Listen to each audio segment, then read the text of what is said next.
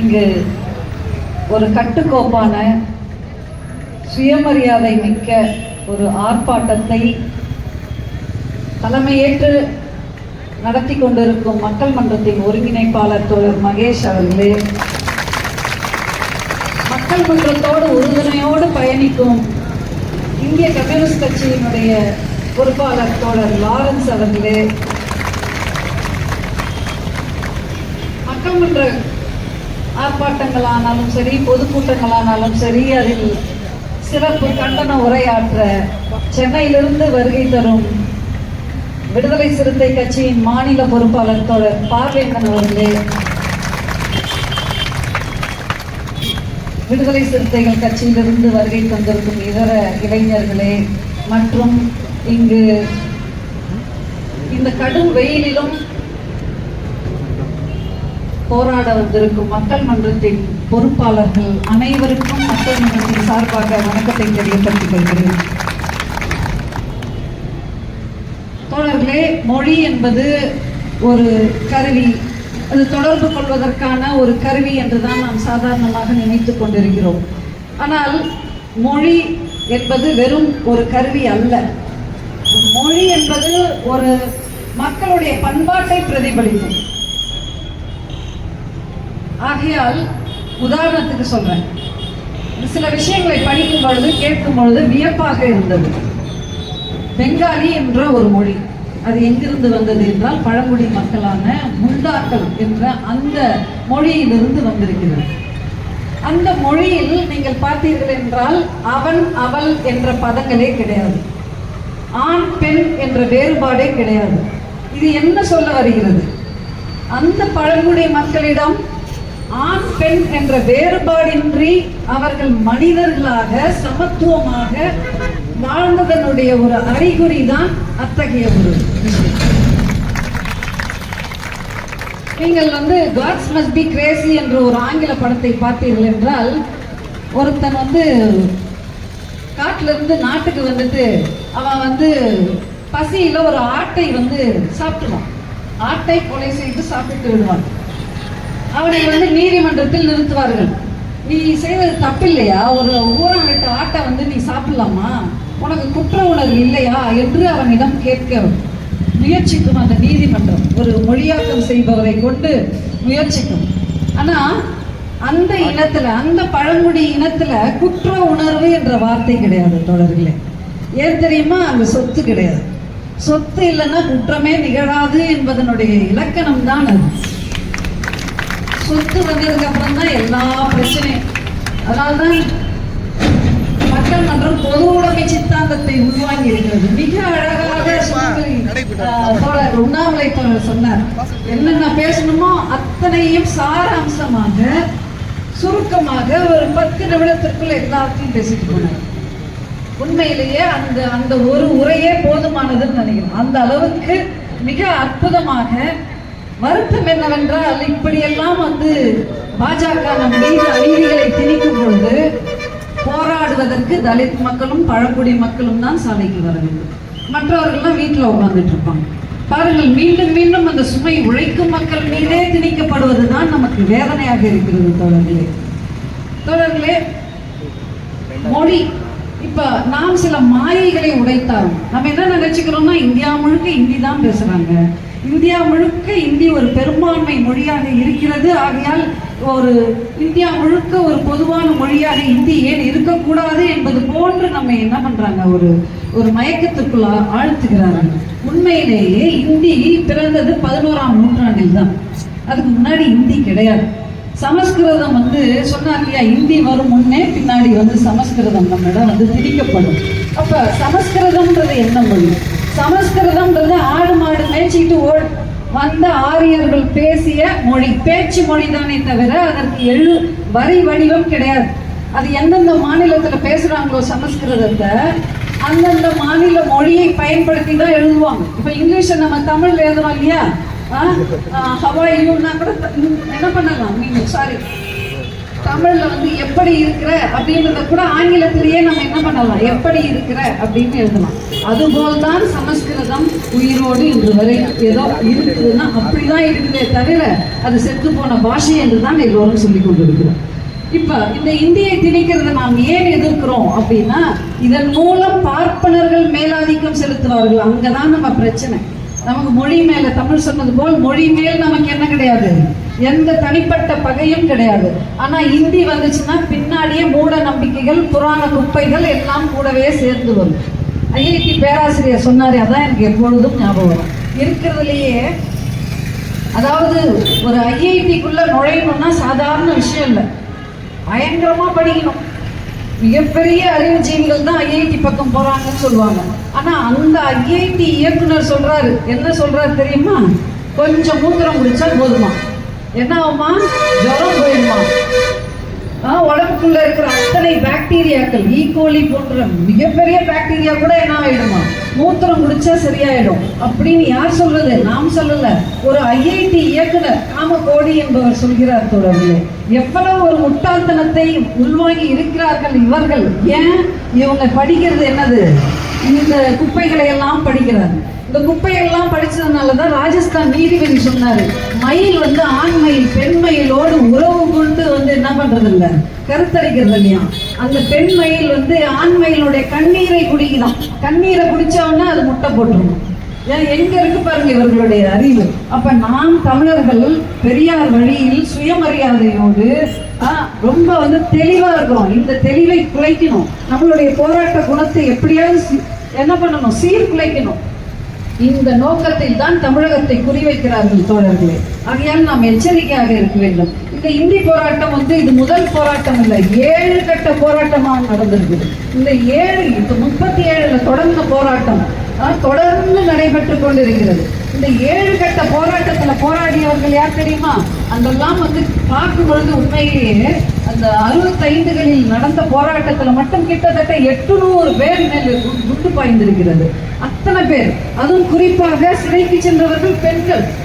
600 mile நடந்தவர்கள் சென்னையை நோக்கி பெண்கள், மூலூர் ராமாமிர்தம் போன்றவர்கள், தர்மம்பால் போன்றவர்கள். இப்படி இவர்களுடைய உழைப்பினால் தான் நம்ம என்ன பண்ணியிருக்கிறோம், இன்றைக்கு நாம் சுகமாக இருமொழி கொள்கை அண்ணா கொண்டு வந்தார். இத்தனை போராட்டங்களுக்கு பிறகு பெரியாருடைய முன்முயற்சி, இதையெல்லாம் மறந்துட்டு பெரியார் என்ன செய்து கிழித்தார்னு கேட்கிறாங்க சிலவங்க.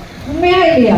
பெரியார் எடுக்காமையா பெரிய திருச்சியில இந்திய எதிர்ப்பு மாநாடு நடைபெற்றது 30களில்? யோசிச்சு பார்க்கணும். பெரியார் புலவர்கள் போராடினார்கள், திருவிக்கா போன்றோர் போராடினார்கள் என்றெல்லாம் சொன்னால் கூட அதை மக்களிடம் கொண்டு சென்றவர் யார்? அதுதான் கேள்வி. மக்களிடம் கொண்டு சென்றவர் பெரியார். ஆகையால் இதை மறந்துவிடக் கூடாது தோழர்களே.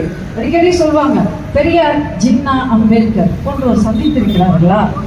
எப்ப சந்திச்சாங்க? எதை குறித்து பேசினார்கள்? எல்லாரும் தனி நாடுகள் குறித்து பேசினார்களா? பாகிஸ்தான் வேணும், பாகிஸ்தான் வேணும் என்று பேசினார்களா என்பது போன்ற இங்கு விவாதம் நடைபெறும். உண்மையிலே அவங்க 3 பேரும் சேர்ந்து 1940 எங்க பேசினாங்க? மும்பையில பேசினாங்க. இந்த 3 தலைவர்கள், இந்த 3 தலைவர்கள் பேசும் பொழுது சப்ஜெக்ட் என்ன தெரியுமா? இந்திய எதிர்ப்பு போராட்டம் மிகச்சிறப்பாக தமிழ்நாட்டில் நடைபெறுகிறது, அதற்கு எங்களுடைய ஆதரவு இருக்கும் என்று அம்பேத்கர் கூறியிருக்கிறார். தவறு. ஏதோ இந்தியா முழுக்க சமஸ்கிருதத்தை பேச வேண்டும் என்று, இந்தியை பேச வேண்டும் என்று அம்பேத்கர் சொன்னதாக இவர்கள் கதை விடுவார்கள். இந்த மாதிரியான பொய் புரட்டுகளை நாம் நம்பக்கூடாது தோழர்களே.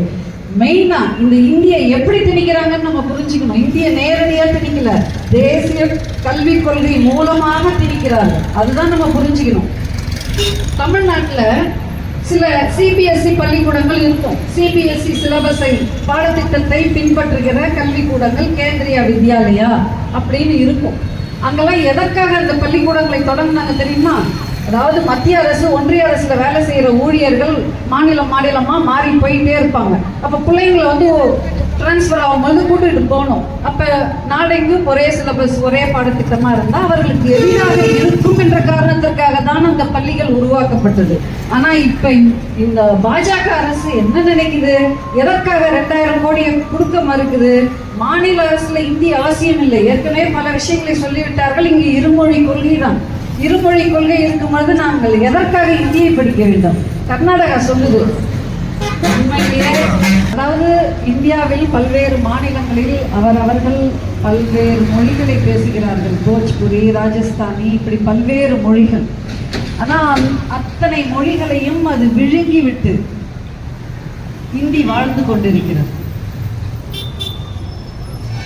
ஒரு அதிகாரி சொன்னார், அவர் ஒரு IAS இன்டர்வியூக்கு போனாராம். இன்டர்வியூவில் கேட்ட கேள்வி என்னன்னா, உங்களுடைய தேசிய மொழி என்ன அப்படின்னு கேள்வி கேட்டாங்களாம். இவர் சொன்னாராம், என்னுடைய தேசிய மொழி தமிழ். உடனே அவர் ஃபெயிலு, இன்டர்வியூவில் ஃபெயிலு. டெல்லியில் உட்காந்துட்டு இருக்கிற இன்டர்வியூ பண்ணுறவன் என்ன எதிர்பார்த்தான்னா, இவர் ஹிந்தி சொல்லணும், ஹிந்தி தான் தேசிய மொழி அப்படின்னு சொல்லணும்னு அவர் வந்து என்ன பண்ணியிருக்கிறாங்க, அந்த டீம் எதிர்பார்த்துருக்காங்க. இவர் சொன்னதுதான் சரியான பதில் தோழர்களே. உண்மையில் ஹிந்தி என்பது ஒரு அலுவல் மொழி, ஆட்சி மொழி தான். அந்தந்த மாநிலங்கள் இருக்கிறது இல்லையா, அந்தந்த தேசங்கள், தமிழ் தேசம், தெலுங்கு தேசம், மலையாள தேசம், இந்த தேசங்களில் பேசப்படுற மொழிகள் தான் தேசிய மொழிகள். இந்த தெளிவான புரிதலில் தான் அந்த ஒரு மாணவன் என்ன பண்ணியிருக்கிறாரு, சரியான பதிலை அளித்திருக்கிறார். தோழர்களே, இங்கே நிறைய கதை சொல்லுவாங்க. என்ன சொல்லுவாங்கன்னா, இங்கே இந்தியாவில் இருக்கிற அத்தனை மொழிகளுக்கும் எது தாயாம்? சங்கராச்சாரி சொல்றார், காஞ்சி சங்கராச்சாரி சொல்கிறார், இந்தியாவில் உள்ள அத்தனை மொழிகளுக்கும் தாய் எதுன்னா சமஸ்கிருதம். அப்ப வள்ளலார் கேட்டார், கவுண்டர் டக்குன்னு கொடுத்தார். என்ன கொடுத்தாருன்னா, அப்படியானால் தமிழ் எல்லா மொழிகளுக்கும் தந்தை மொழி அப்படின்னு சங்கராச்சாரிட்ட நேரடியா கவுண்டர் கொடுத்தவர் வள்ளலார் தொடர். ராபர்ட் கால்வெல் ஒரு கிறிஸ்தவ மிஷனரி. அவர்லாம் உண்மையிலேயே எப்படி மெக்காலாவை வந்து பொதுக்கல்வியை வழங்கின அவரை வந்து நம்ம போட்டுருந்தோமோ, அந்த மாதிரி ராபர்ட் கால்வெல்ன்ற ஒரு கிறிஸ்தவ மிஷனரியை உண்மையிலேயே வந்து நம்ம கும்பிடணும். ஏன்னா அந்த மனிதர் தான் என்ன சொன்னார்னா, உண்மையில் தமிழ் என்பது பழமையான மொழி, தென்னிந்திய மொழிகள்லாம் வந்து சமஸ்கிருத குடும்பத்திலேயே வரல, அது தனியாகவே இயங்கும், அதற்கும் இந்த வட இந்திய மொழிகளுக்கும் சம்பந்தமே இல்லை என்ற உண்மையை போட்டு உடைத்தவர் கால்வெல், ராபர்ட் கால்வெல். இவரெல்லாம் சொல்றாங்களே, இந்தியில எந்த இலக்கியமும் கிடையாது, இந்தி மொழியில எந்த இலக்கியமும் கிடையாது. அதாவது மெட்ராஸ்ல ஒரு கலெக்டர் இருந்தார், எல்லிஸ்னு ஒரு கலெக்டர். அவர் நினைச்சதுனாலதான் இன்னைக்கு திருக்குறளே நம்ம கையில கிடைச்சிருக்கு. அவருக்கு பின் வந்தவர் கால்வெல். இவர்கள் எல்லாம் தான் என்ன பண்ணாங்கன்னா, தமிழனுடைய மேன்மையை வந்து நமக்கு உணர்த்தினாங்க, நூல்களாக போட்டாங்க. அதாவது தென்னிந்திய மொழிகளின் ஒப்பிலக்கணம்னு ஒரு நூலை வந்து ராபர்ட் கால்வெல் எழுதினார். 100 பக்கங்களை கிழித்து போட்டுருச்சு இந்த கூட்டம். அதில் அவ்வளவு உண்மைகளை சொல்லியிருக்கிறார் என்பதற்காக முதல் 100 பக்கங்களை கிழித்து போட்டது. தோழர்களை, இது ஒரு புறம் இருக்க, இந்த தேசிய கல்விக் கொள்கை வந்தா என்னென்னலாம் நடக்கும் அப்படின்ற அபாயங்கள். இன்னைக்கு நம்ம பிள்ளைங்கள்லாம் கல்லூரியில படிக்கிறாங்க, உண்மையா இல்லையா? BA ஹிஸ்டரி, BA என்னென்னமோ சப்ஜெக்ட் படிக்கிறாங்க, தமிழ் படிக்கிறாங்க, எக்கனாமிக்ஸ் படிக்கிறாங்க. இது சாதாரண இந்த படிப்புகளை படிப்பதற்கு கூட காமன் யூனிவர்சிட்டி என்ட்ரன்ஸ் டெஸ்ட்ன்ற ஒரு நுழைவு தேர்வை எழுதினால்தான் இனிமேல்ட்டு நம்ம பிள்ளைங்க என்ன பண்ண முடியும், போக முடியும். அதுதான் இந்த தேசிய கல்விக் கொள்கை சொல்கிறது. அதனால்தான் நாம் இதை எதிர்க்கிறோம். ஏற்கனவே மருத்துவம் நமக்கு என்ன ஆயிடுச்சு, இல்லாத ஒரு விஷயமா ஆயிடுச்சு. அடுத்து இதுவுமா அப்படின்றது தான் நம்மளுடைய கேள்வி. இங்க எங்க இவர்களுடைய சூழ்ச்சி இருக்குன்னா, ஏற்கனவே இராணுவத்துல பணிபுரியுறாங்க இல்லையா, அவர்களுடைய பிள்ளைகள் படிக்கின்ற பள்ளிகள் சிறப்பான பள்ளிகள். அந்த பள்ளிகளை இப்பொழுது அரசு தனியார் கையில் கொடுத்து விட்டது. தோழர்களே, கவனமா இருக்கணும் நம்ம. அப்ப அந்த சைனிக் பள்ளிகள் இப்பொழுது யார் கையில்? தனியார் கையில்.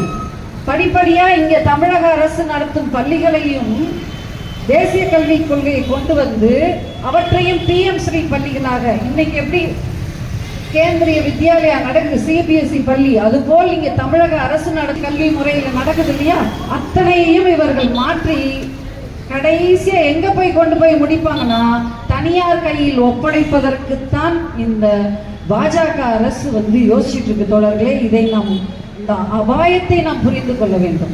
நமக்கு வந்து மற்றபடி எந்த பிரச்சனையும் கிடையாது. நம்ம எல்லாம் வரி கட்டணும், எல்லாத்துக்கும் எல்லாம் செய்யணும். எதற்காக இந்த அரசுன்ற ஒன்று வச்சிருக்கிறோம்? நமக்கு கல்வி, மருத்துவம் இவற்றையெல்லாம் அரசு வழங்கியாக வேண்டும்.